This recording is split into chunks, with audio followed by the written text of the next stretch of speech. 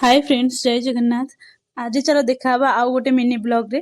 तो आमे एबे शीत वस्त्र जेहेतु भुवनेश्वर सब पड़ी तो आमे सेठी जाइथिलु रसुलगढ़ रे गोटे शीत वस्त्र पड़ता तो सेठी आमे मम्मी को पई जैकेट आनिबार थिला। तो आमे बाहर जाइथिलु सेठी करबा देह तो बहुत खराब आसे 8 दिन हेलाणी छाडुनी जर कि ठंडा हेले बुलिया भी ता भीतर छाडुनी।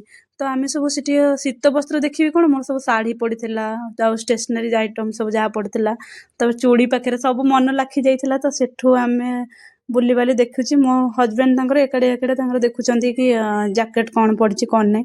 तो मु मोर चूड़ी लगे व्यस्त कहीं ना देखो म्यारेज सरीगला पर ए सब जिनसटा आम इमोशन ही हो जाए।